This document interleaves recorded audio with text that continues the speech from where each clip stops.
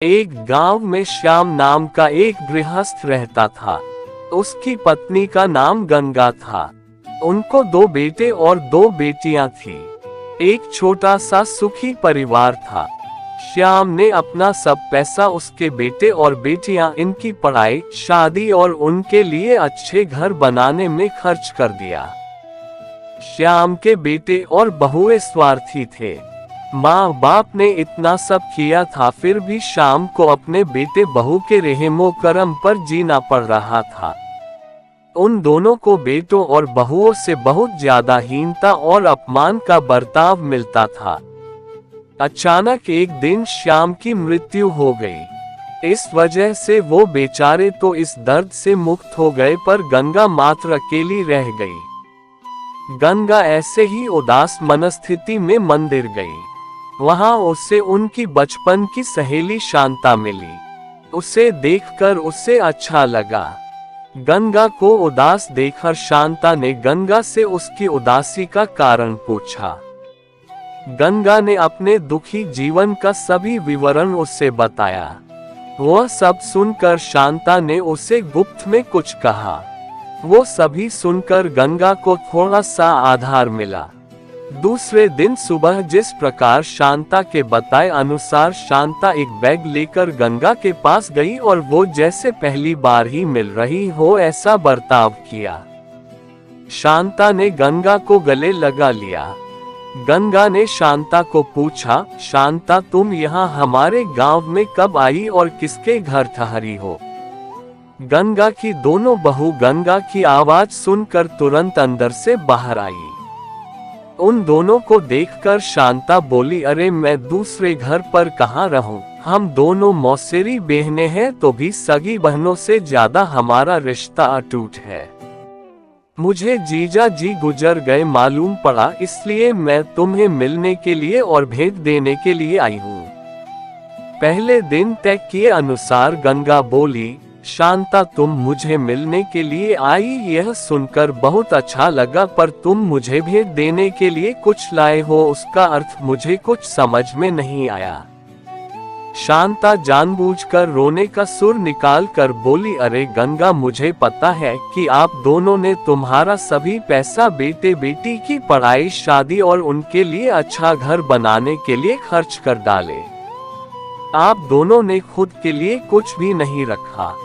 ये सब ठीक है क्योंकि आपके बेटे और बहुएं सभी अच्छे हैं, इसलिए वो तुमसे प्यार से बर्ताव करते हैं, तुम्हें अच्छे से संभालते हैं, इसका मुझे पूरा भरोसा है। लेकिन हमारे यहाँ पर सब उल्टा है। हमारी आर्थिक परिस्थिति अच्छी होकर भी बेटे पढ़े नहीं, इस वजह से वह कोई भी उद्योग धंधा करते नहीं है।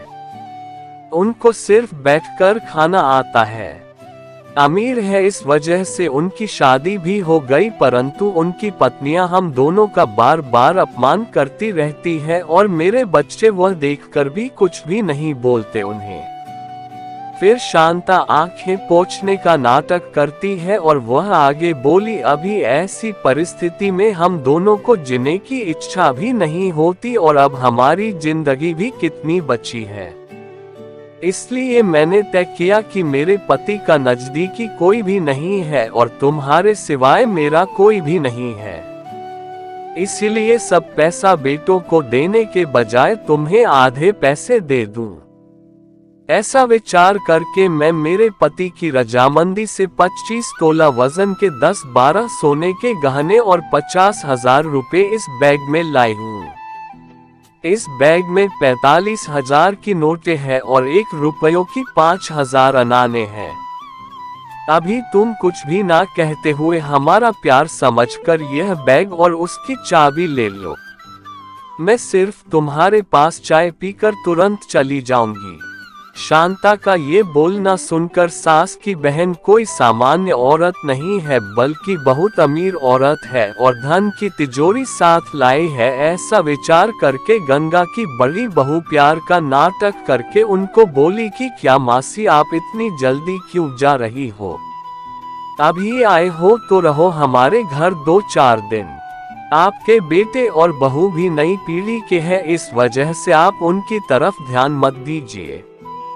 आप दोनों पति पत्नी ने अपना जीवन यशस्वी किया है।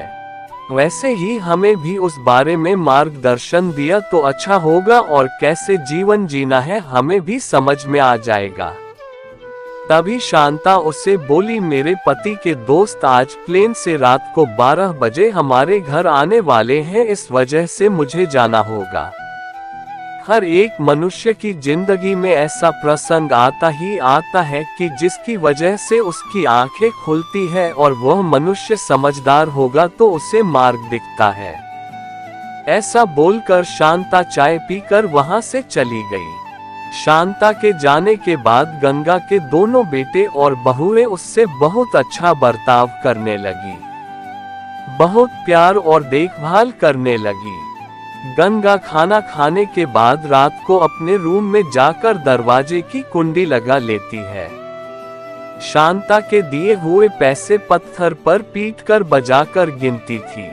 नानों की आवाज रात के समय स्पष्ट उनके बेटे और बहू को सुनाई देती थी और उनका गंगा पर और ज्यादा प्यार बढ़ने लगता। ऐसा 5-6 महीने तक चलता रहा, लेकिन पैसे गिनने का काम खत्म नहीं हो रहा था और ये सिलसिला गंगा ने अपने मरने तक चालू रखा। गंगा के आखिरी 6 साल खुशियों में बीते, परंतु एक दिन अचानक गंगा की मृत्यु हो गई। उसके जाने के बाद रिवाज और लोकलाज के लिए उसके बहू ने और बेटों ने आंसू बहाए। फिर उन्होंने शमशान से आने के बाद तुरंत मां के रूम में जाकर उस बैग का ताला खोला। और क्या उनको धक्का लगा, क्योंकि उसमें सिर्फ पुराने समाचार पत्र, 4-5 वजनदार पत्थर और सिर्फ 1 रुपया था। वो रुपया भी पत्थर पर पीटने पर पूरा का पूरा खराब हो गया था। थैंक्स।